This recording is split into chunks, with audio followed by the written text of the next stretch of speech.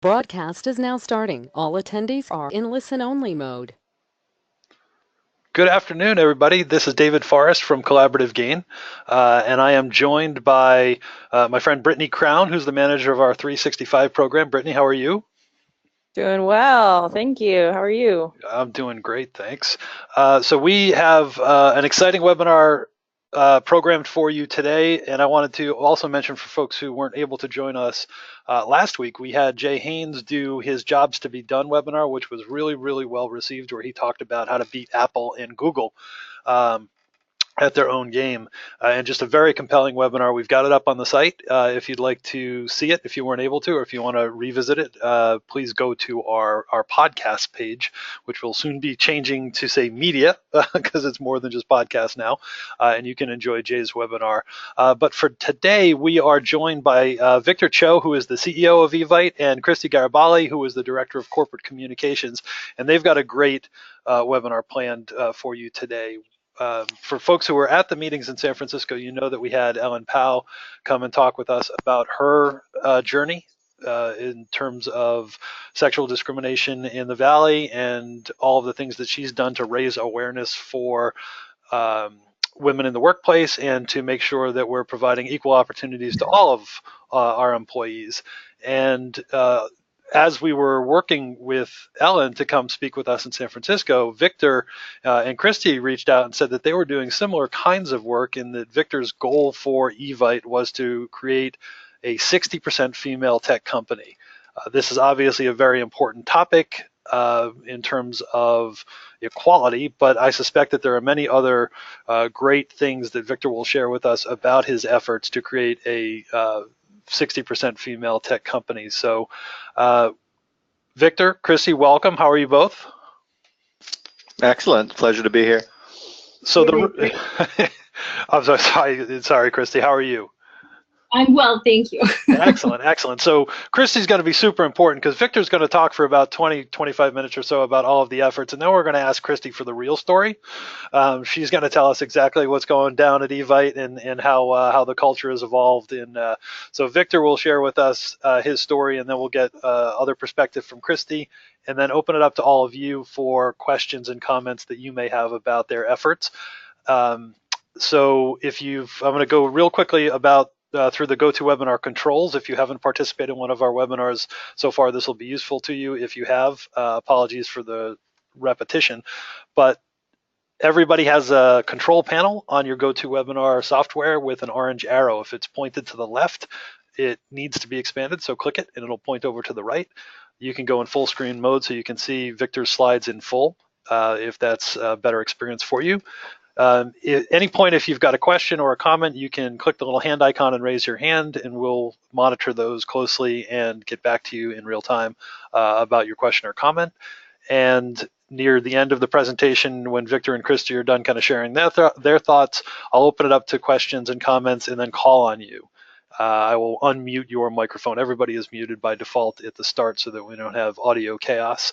And of course, if you just want to type your question or comment and you don't want to say it out loud, that's fine as well. And I'll just ask for Kristy or Victor myself. So with all of that preamble, we're very excited. This is a great day. So let me turn it over. Victor, I'm going to make you the presenter, and we can get started.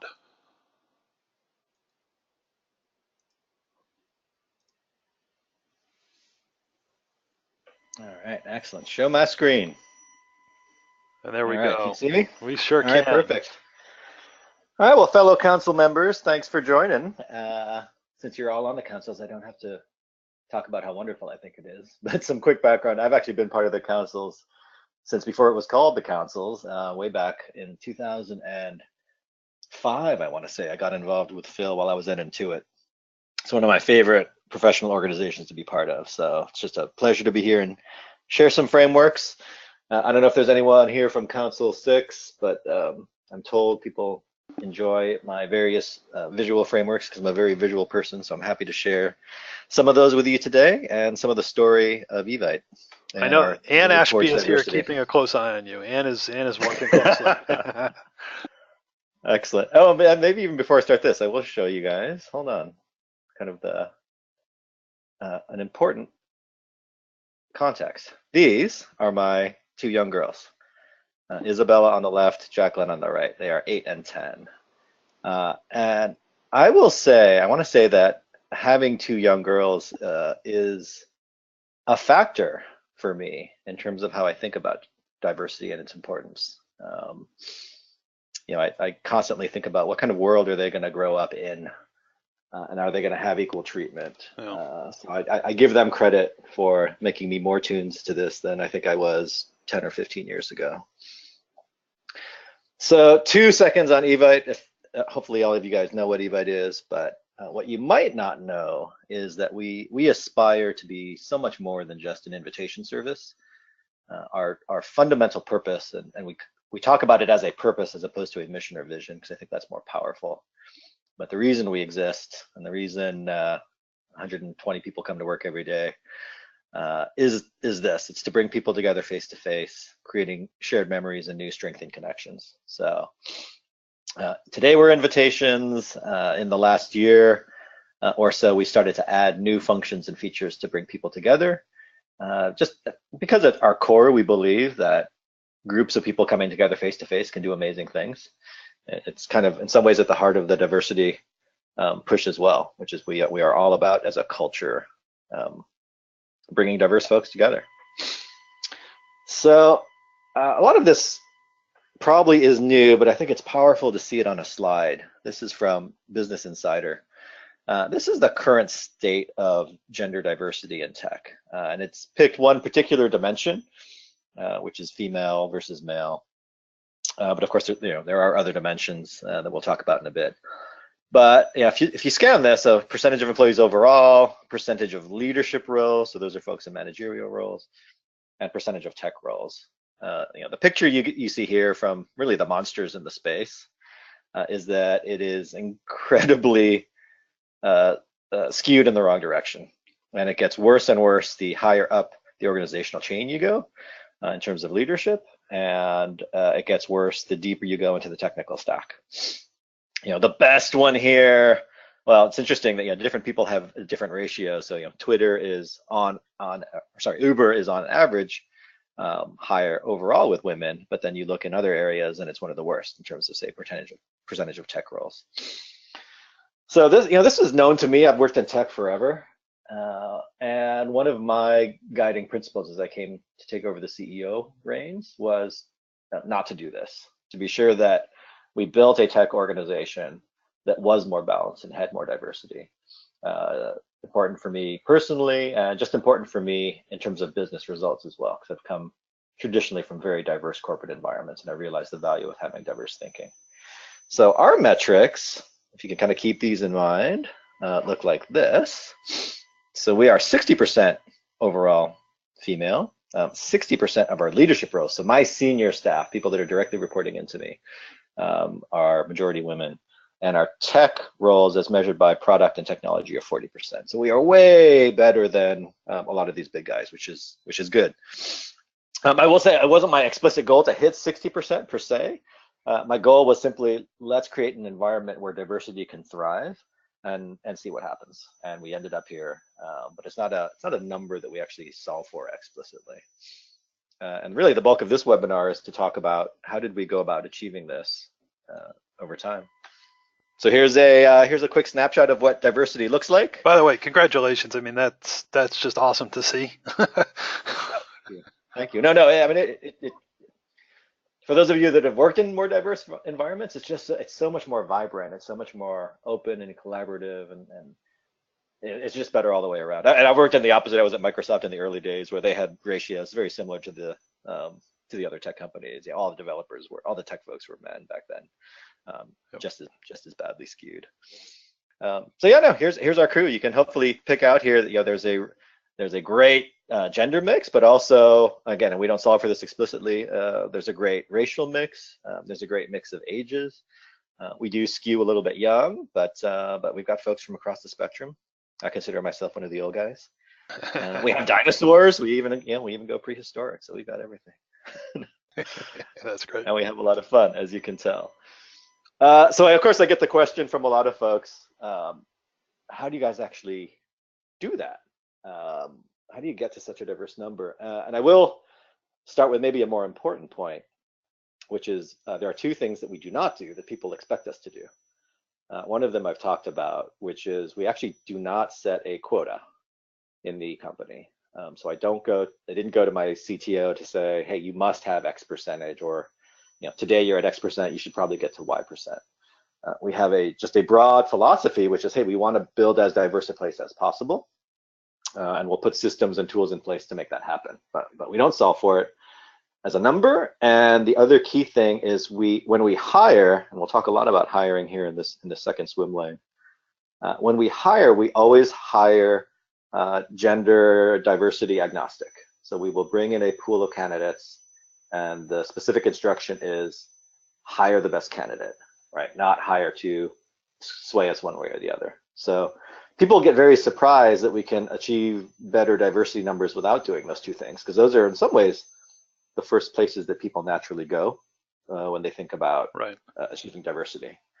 So the three areas I'm going to talk about in a little bit more depth are these three things. We have effectively a system at a high level that drives to better diversity, and it's got these three dimensions. One is this concept of divergent decision making, which most people would not think about at all. It's like, what is that? How does your decision making process, what does that have to do with diversity? But I'll go into a framework for what we call divergence, and why it's important just purely on the business merits to have divergent thinking, but then also how does that map into a culture in terms of creating diversity. The second thing we'll talk about, this is a little bit more expected, how we hire and promote is tuned to really have a broader set of characteristics in terms of what we look for, what we look for in terms of candidates we bring in, as well as what we look for people that we promote over time. So I'll actually walk through how that engine works. And then the third component is we have explicit and sometimes uncomfortable conversations around really the state of a team, as well as the interview candidates that are coming into the top of the funnel. So I'll explain that in step number 3. So first one, divergent decision making. I've called this TIDE for short, which is set a target, ideate, decide, and execute. What you're looking at here, it's actually how my brain works for everything in life. It is how I make decisions. It is how I want the company to make decisions, because I find that this creates the best outcomes. And what it does at a high level, it breaks down the decision-making process into 4 stages. First stage is you define some end target that you're trying to achieve. This could apply to your personal life as well, but yeah, we'll make this a business example.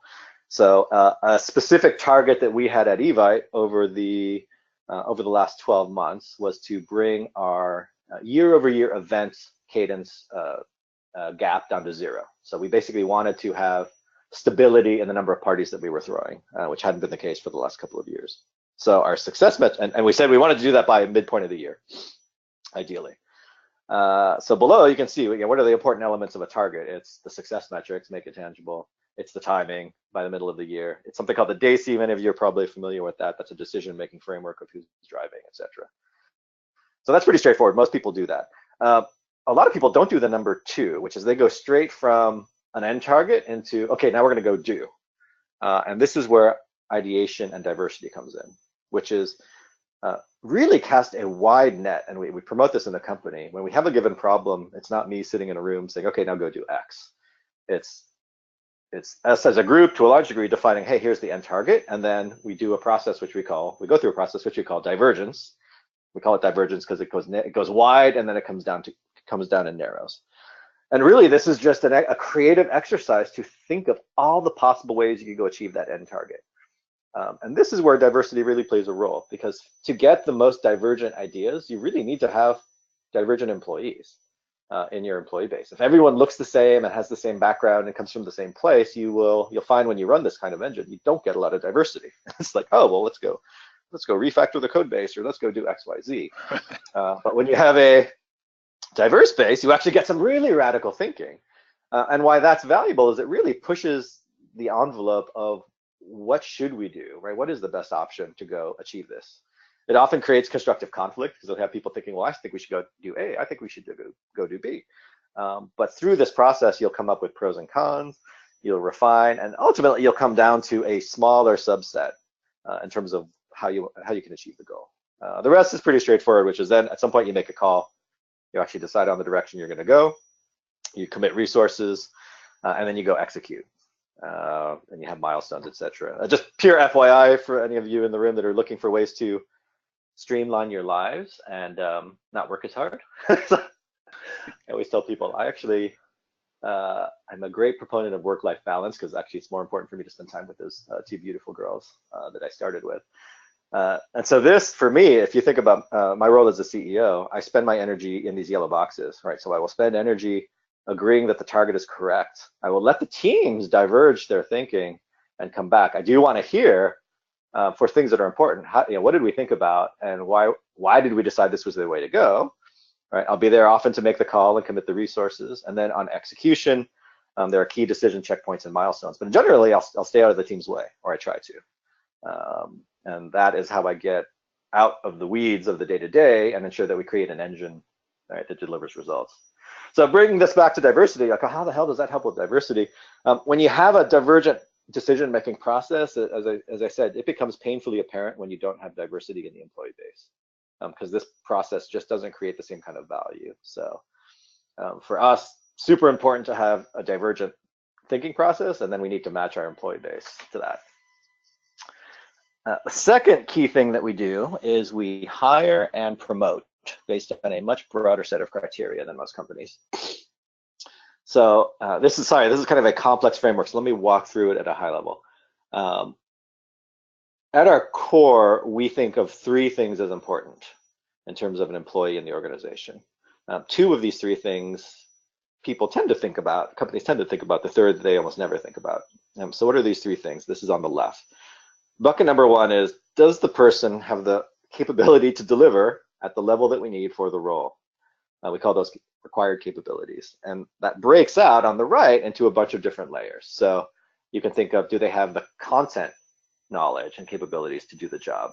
Tactical example of that would be, oh, if we're hiring you to be an iOS developer, are you really, really good at iOS development? That would be content capability, content knowledge. But that's not sufficient. We have a broader spectrum of capabilities that are important. They include things like, are you a strategic thinker? Right? So do you approach problems with a strategic framework and in a thoughtful way? What is your ability to actually mobilize and drive an organization to the extent that you're managing folks or working together with folks? Like how rigorous are you in terms of your operations, in terms of putting a team together, etc. So, this at an individual developer level, for instance, we will tend to over-index here on content capability, but for an engineering lead, as an example, content is just a small piece. Probably more important are things like, can you build a team? Can you make them run efficiently, right? Can you drive strategy? So that's one block. I'm going to jump down to the bottom because that's the other one that people tend to gravitate towards, which is you put points on the board. We call that real output. Are you and your team delivering results that are truly moving the needle? And we think of that in three levels as well. So one is, it's not just putting the points on the board, because that you can actually do that a lot of different ways. You can do that in sloppy and messy, non-scalable ways, which is kind of dangerous.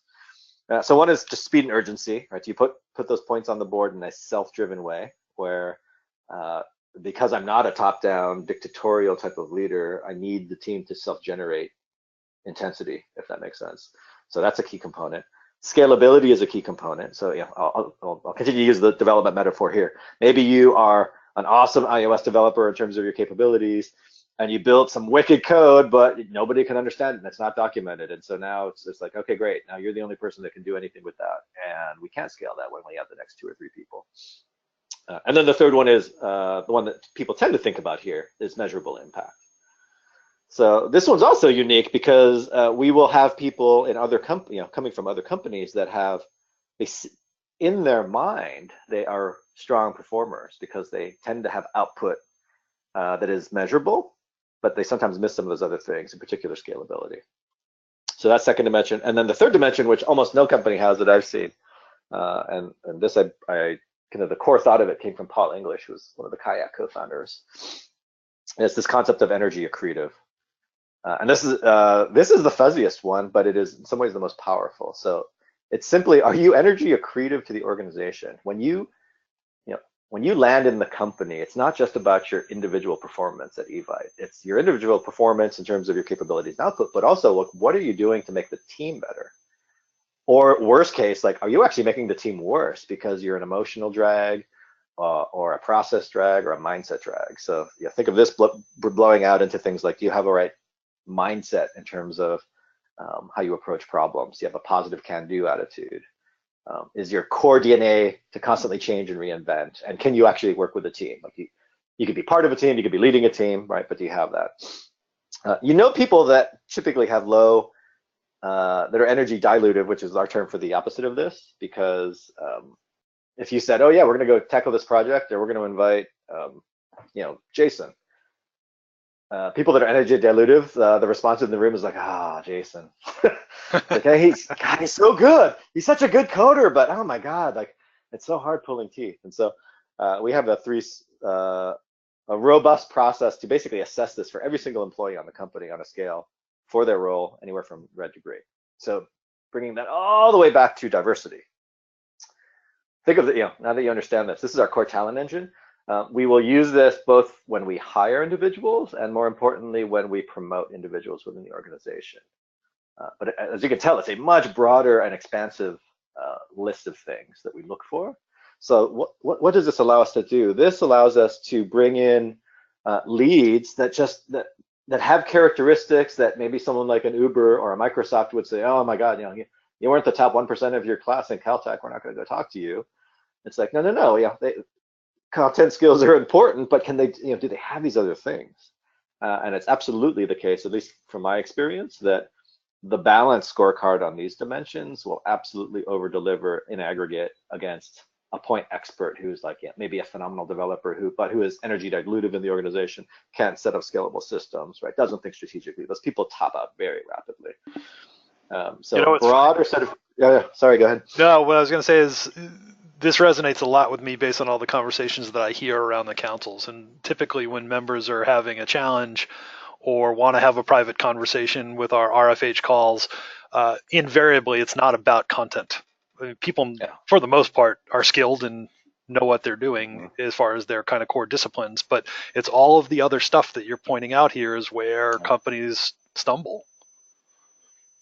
Yeah, no, absolutely. And how it helps us on diversity is because, I should have probably started with this. At the macro level, the reason that the industry has the problem that it does, the tech industry does, is that our feeder systems for talent are out of balance. Meaning, depending on the studies that you read, CS, applied math, physics, the functions that would drive traditionally into technical roles is maybe 20% female. Right? And so and I'll talk about this in a second, but with that feeder system out of whack, it's actually impossible, right, to find the number that you're going to need unless you have a broader set of criteria that you're looking for. So we may put someone in charge of, say, product who is not as technical as maybe a Microsoft or a Yahoo would, but who has these other dimensions and will bring up their skills on the other side because we realize the market's not quite there. So this is kind of key pillar number 2. And then key pillar number 3 is I'll call it explicit conversation. And this is my metaphor for that feeder system being out of whack. So this is kind of funny to me. So if you have a bathtub that's pumping out 50-degree water and filling up your bathtub, the water will be 50 degrees. And if the tub fills up more and more, the water will actually get colder. It's never going to get more than 50 degrees, right? And then you've got leaky, there's part of the drain that's leaking out. So some water is going to go down. The ambient temperature is going to bring the temperature down. You fill up the bathtub, it's going to be 50 degrees coming in still, and 45 degrees maybe when it's full, as an example.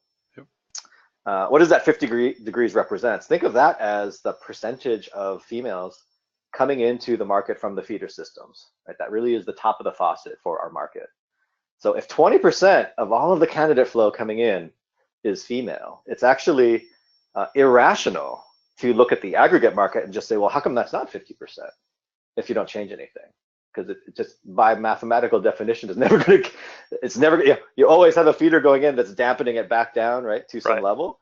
So unless effectively what we've done, if you think of our kind of 3 areas, we've added a little kind of hot plate within the bathtub that's heating it up from underneath. It kind of changes the dynamics, but you have to really change the system itself that's at play. Otherwise, you will have this perpetual dampener on diversity, just given until the feeder systems get into whack.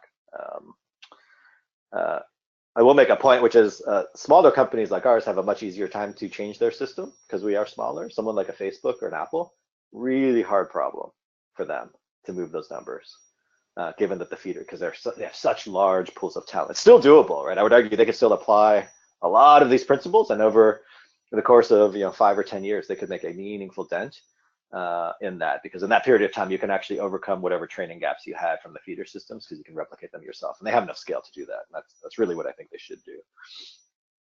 But this leads to kind of the third piece, which is our explicit conversation, which we do have around this topic. So again, we don't set quotas, but we will say things like, I had this chat with my CTO when I first joined. It's like, wow, we don't have a lot of female developers. Like, let's talk about how we change the top of the funnel. Let's be sure that our interview pool is bringing in a more diverse set of candidates, so that when we make the decision on capabilities, right, we have a higher probability of bringing in diversity.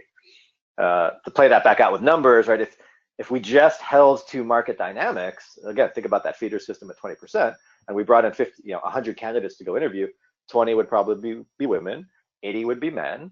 And assuming that there is no fundamental difference in kind of the core capabilities, you'd end up hiring 2 out of 10 women, right? So what we do instead is we try as much as possible when we are in an imbalanced organization, like our tech team was and still is slightly, we will absolutely say, hey, which recruiting companies are we talking to that can bring us more females? Like, do they have a flow of candidates? Again, we don't have a number, but for some of our roles, we've had as much as 50% women, 50% men in terms of the candidate pool. That's great.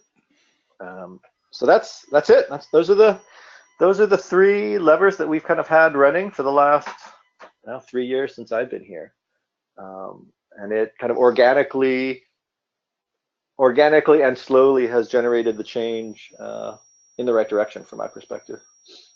So let's, if we can, let's ask Kristy. Kristy, how long have you been at Evite? So I've been at Evite for 4 years. I actually predate Victor just shy of a year. And my experience is really interesting because when I joined, it was totally a boys' club in every which way. Everyone, I believe every single member of the senior team was male with the exception of maybe one female.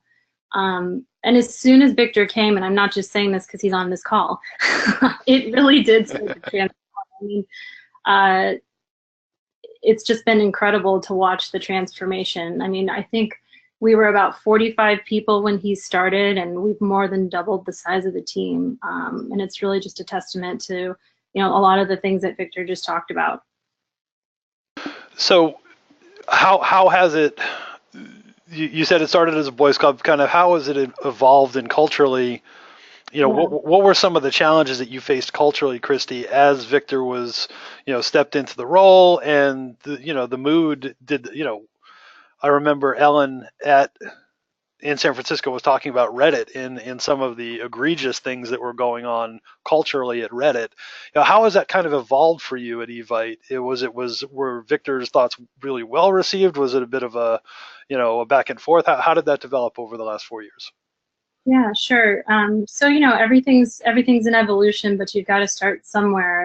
And Victor talked a lot about the importance of at least getting women in the door. But what I've seen is really just the culture that we've built around the retention and some of the policies and just honestly perks and benefits that we've offered. We're very fortunate that we've got a ton of working moms at Evite, and we're able to keep these really talented women who need great work-life balance. And, for that matter, dads too, right? There are plenty of working dads out there, but Sure. Just with things like flexible schedules, we rely super heavily on Google Hangouts. And we have a team called the Employee Experience Team. And they've done a great job just with inclusiveness. So a lot of times we'll have various celebrations for milestones, whether it be a happy hour, some other kind of team gathering. And often we'll start that at say 4 o'clock, not necessarily starting at 5 or 6 later, so that people who've got to get out of here to to start their second shift, as I like to say, whether they're picking up their kids or wherever they have to be, they can participate, so that, you know, every member of the team is able to be there. You know, we've also got things like we've got an on-site gym, and we do a weekly fitness class, and just all those kinds of things really enable for just general team bonding, but also like for the flexibility that I mentioned.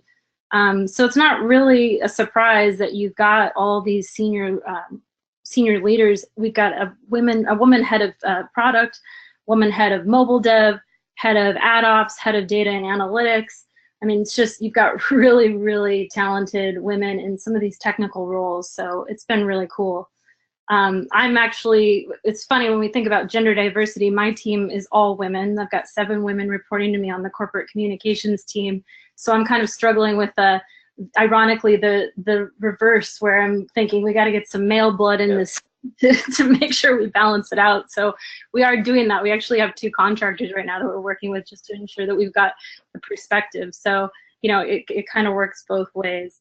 But I think just from the culture itself, you know, a good example I can point to is back in March when the International Women's Day was being celebrated all over the world. We had members of the team, very junior members, who came to some of the senior leadership that said, you know, we really want to do something, want to be part of this discussion. And, you know, unfortunately or fortunately, depending on the way you look at it, we've seen all the news reporting around all this misogynistic culture and all the things that are going on right now. But we have this open culture where people can talk about it and there's dialogue going on. And the only way that works is if it's really coming from the bottom up, right? It can't be top down. And so, I mean, I think that was Victor's vision from the beginning, and now we're actually fortunate enough to be living and breathing that on a day-to-day. Yeah, that's tremendous. I'll pause for a moment and encourage anybody in the audience, if you've got questions or comments that you'd like to ask, please queue them up. We did have one comment from one of our audience members who asked me to share this with you, Victor. So just a comment for thought. You may want to consider using women instead of female, as the latter refers specifically to biological sex as opposed to gender identity. I think it may help make the organization feel more inclusive. It also has the ability to be more inclusive to transgender folks who identify as women, where female may feel exclusionary. So I hope this is helpful. So that was helpful. Thank you very much, Maria. Yeah, definitely. And we've got a question. One comment, kind of Kristy's point, which is about, one of the great benefits is once you get that flywheel started in terms of diversity, it becomes a self-feeding engine. So now we actually don't even, we have to spend less and less energy worrying about diversity because we've now become, at least within LA, right, known for being more diverse. And so we become a natural draw. Like female tech folks are coming to us saying, hey, I saw that you actually value diversity and work-life balance, and this is kind of a place I'd like to go because I don't want to be, the first out of 20 developers that's a female, or sorry, that's a woman. Yeah, there's a self-fulfilling prophecy there, right? Hopefully people get the word. So we've got a question from Peter Nush. Peter, I'm going to unmute you. There you are. Hi, how are you, Peter? Hey, I'm good. Hey, Victor. Hey, sorry, question. drinking water. Hey. Don't worry. I was just thinking, if you widen the funnel or the faucet in your bathtub example, and you're bringing in a more diverse set of candidates, that will, to your point, you can't go greater than your input. So if you widen your input, you'll get a wider pool of candidates. If you're making skill-based, actually, if you're using your framework, you'll get a rounded set of candidates into the company. That works at getting the overall ratio more balanced across a diverse set of inputs. How do you ensure that continues into the leadership levels? Well, we kind of apply it everywhere. So if I understood the question, like that general algorithm at a high level works regardless of seniority level. So, if we were looking to bring on board a senior role, I would want to be sure that I had a very balanced group of candidates coming in, which can take more work, definitely, depending on the role that you're hiring for. A good example of that was our head of mobile development, who is female. If you actually put a job spec out and say, hey, I'd like to hire someone who has deep development expertise across both iOS and Android platforms and has done mobile apps at scale, on a worldwide basis, and that'll actually be even more skewed anti-women. So it absolutely creates more work. I will make one comment, which is one thing that we do, which I didn't talk about in the previous deck, is because we know that diversity is important, we will actually make a call on strong candidate, potentially even independent of overall process. What I mean by that is a lot of companies, when they open up a role, will say, okay, I am de facto going to talk to 20 people and pick the best.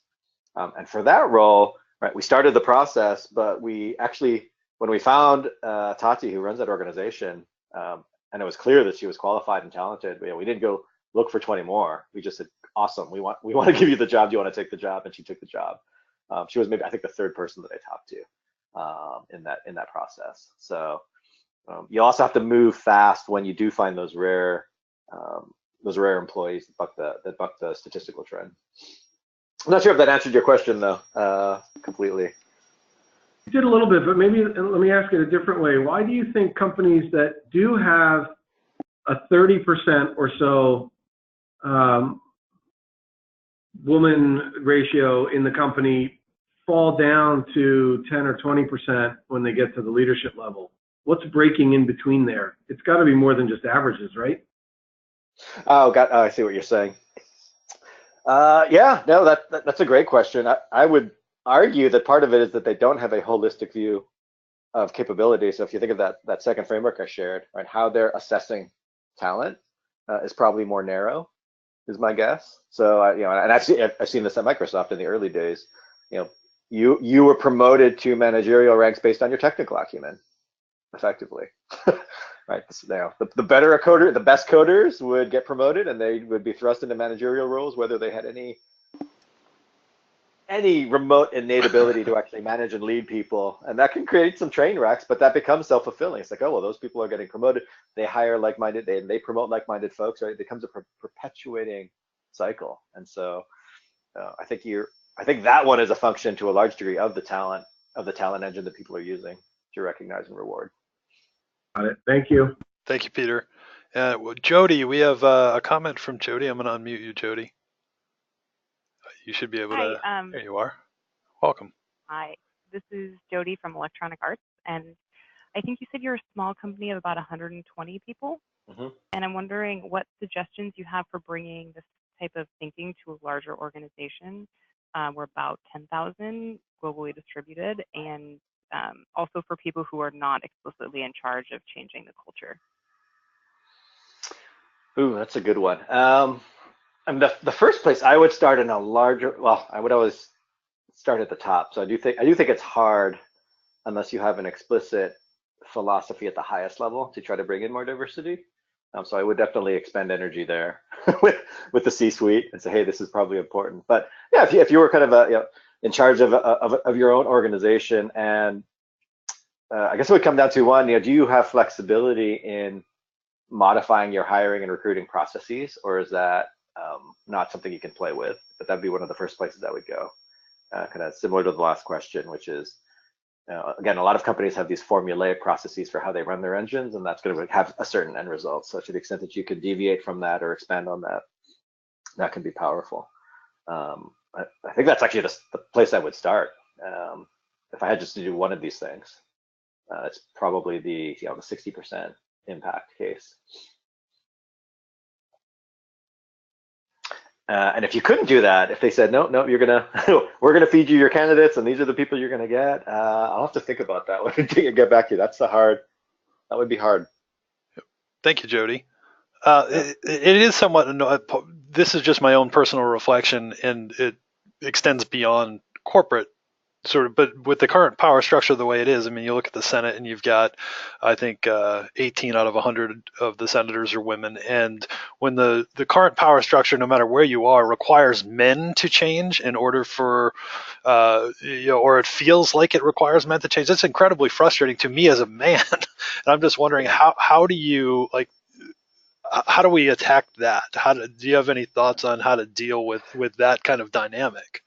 Yeah, actually, I just for Jody, I had one more thought, which is not in the deck explicitly, but it is a very powerful driver, I think, of changing perception. So we have, I worked with an individual named David Bellal while I was at Intuit, who has one of the best personality tests that I've seen in terms of deconstructing different people into, it's called colors, but it deconstructs them into different circles that define whether they're process-oriented, action-oriented, creative, people-oriented. Happy to share that offline with you guys. It's a phenomenal test. But why I think that's relevant is because I was thinking back to root cause. Why do people tend to promote people that are like them? And I think the root of that is that people, a lot of very senior people, do not understand that there is more than one way to solve a problem. Right? They think they are the end-all be-all of the world, and they will promote other people that look and feel like them, because they'll be like, oh, well, of course that way works because that's the way that I work. But what comes out of this test at an organizational level is no, there are very different ways and very different styles for people to get things done and to drive change and influence in an organization.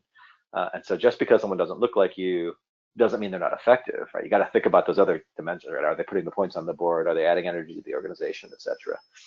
So that might be an answer to both of those questions, which is that is something that I think at a pretty deep level can start changing psychology and help people think about a diverser set of capabilities in terms of promotion and impact. Yep, that's great. So we've got a question from, and I apologize if I'm pronouncing this incorrectly, but Ina Bormer. Ina, can you, let's see, I'm going to unmute you. You should be unmuted, Ina, although I'm not sure. There it is. Let's see if you can. Okay, you should be. Perfect. Yeah, can you hear? We can. Great. Thank you. Yeah. So I have two questions. The one is how big was or is right now the influence on time to hire? Because obviously the process seems to take a little bit longer.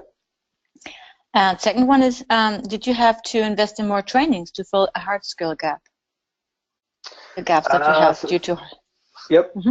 So time to hire, that's a good question. I don't think, it's not swaying us one way or the other, at least in a quantum state way where I can say like it is definitively slower or faster.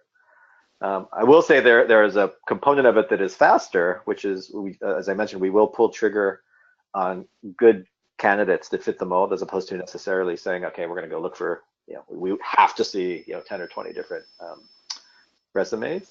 It definitely is slower. If I think of the dampeners on the processes, it's definitely slower when we, like in the early days when we were filling tech roles, trying to find more women to fill the pipeline at the high level.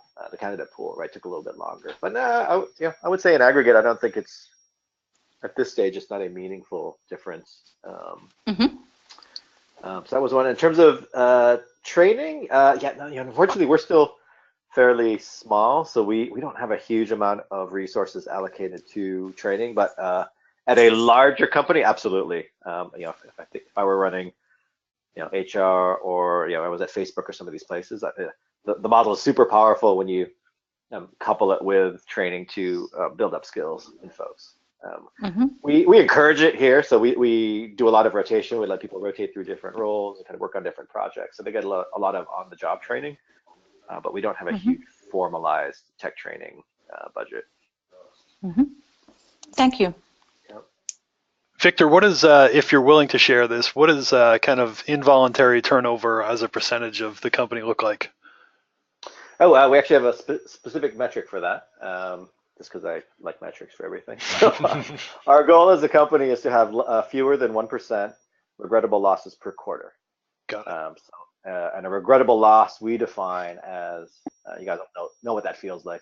Sometimes you have people that say, oh, I'm kind of off to do other things, and you say, okay, I get it, good luck.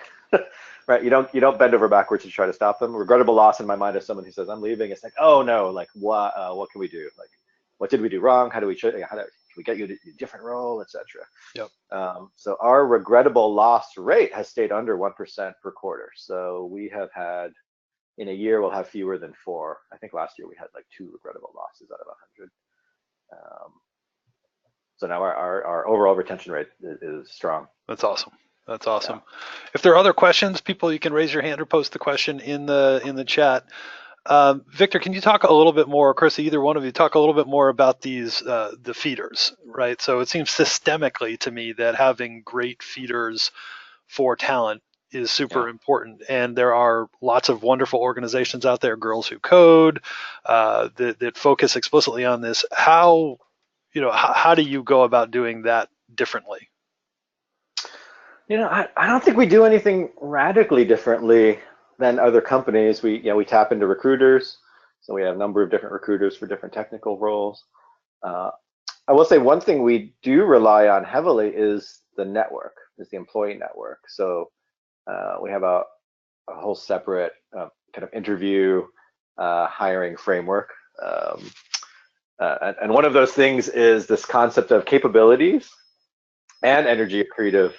But in particular, energy accretive as a characteristic is almost impossible to gauge in an interview. Right. Because it's just, you don't have an opportunity.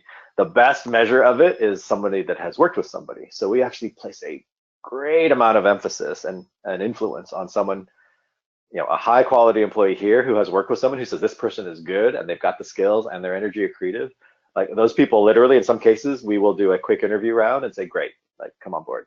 So we'll do a sanity pass, right, and let them in. And I feel like companies don't do enough of that. I don't feel like they tap into their networks as much, and because they're significant, right? We have 100 employees here, so 100 employees, each one has an average of 300 connections. We're talking about 20 or 30,000 people, all in LA. So there's a fairly wide pool of talent that just 100 people can reach in their second level connection, and to facilitate that and to emphasize that, we also have recruiting bounties that we give to employees. So if an employee brings in a candidate, they don't get a recruiting level fee, but they get a good chunk of change. I forget what I don't know, Kristy, you don't remember what the number is by any chance? You say it's like $1,000 or $2,000 or something.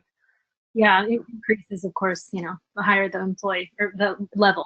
But yeah, it's sizable. People are motivated to go out and bring their friends.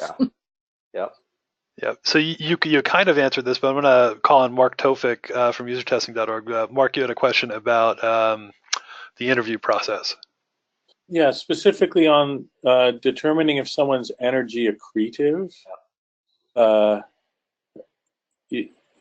the typical half-hour, 45-minute session, are there exercises or behaviors you're looking for, or how exactly are you assessing that?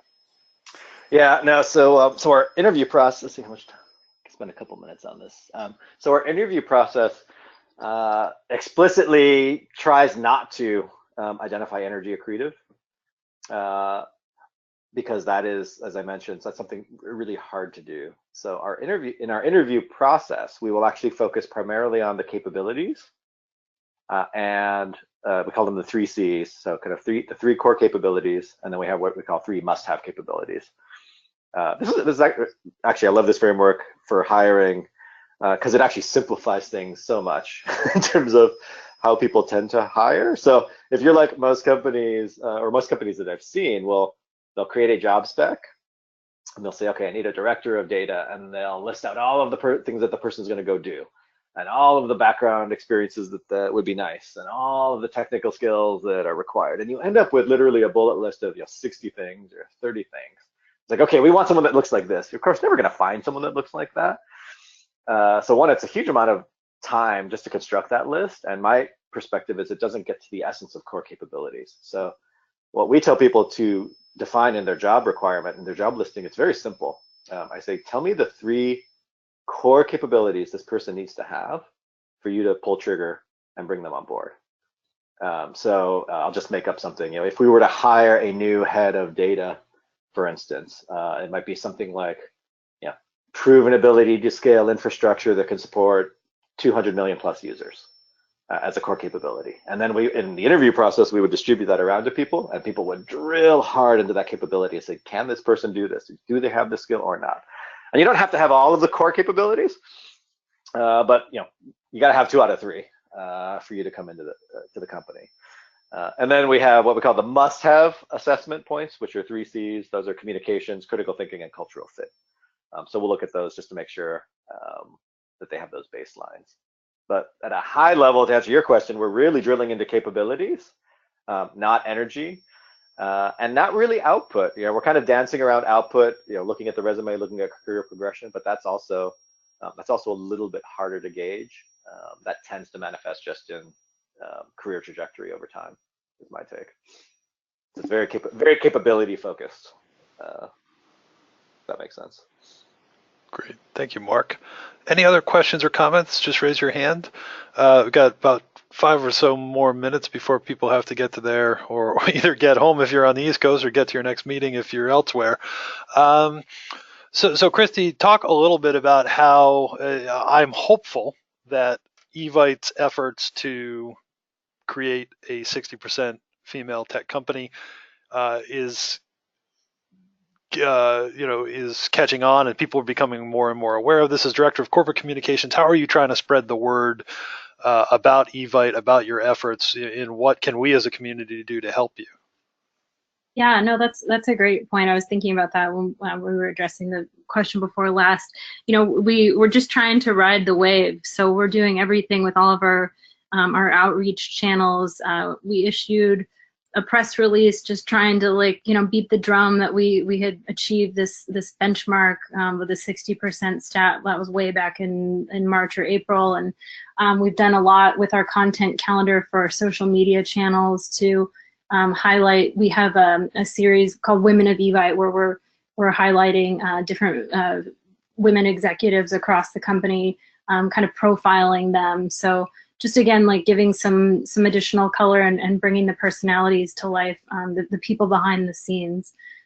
So it's been really fruitful, and as part of the recruitment process, again, we're riding our own wave, because I think we are getting a lot of interested candidates who are seeing the work that we're doing. They're reading the various press, and that's just another feeder into our recruitment pipeline. So we've been very fortunate in that regard. That's great. Well, I think, Kristy, we're going to let you have the last word. I don't see any other questions or comments from the audience. I want to thank you both. This has been wonderful. We really appreciate you sharing the story of Evite's evolution over the last couple of years, not only in terms of the success of the company as a corporate entity, but just all of the internal efforts that you're making to create a more diverse workforce. This is an inspiring story for me personally. It's one that I plan to share. I would encourage everybody. We're going to have this webinar available in video format for you all very shortly after this. And I would encourage every one of you to post on your LinkedIn, share a link to the webinar, and say, listen, sat in on a great webinar with Kristy and Victor from Evite today, and they've got a great message and a great way to think about hiring to be more inclusive. I think that helps us all. So I'd encourage you all to do that. And thank you both again. This has been wonderful. Yes, our pleasure. And we're on council, so just Victor at Evite if you guys want to reach out for anything. Fantastic. Happy to help out a council member. Awesome. That's such a great spirit. Thank you both, and we'll talk to everybody soon. Have a great day. Thank you, guys. Bye-bye. All right. Bye-bye.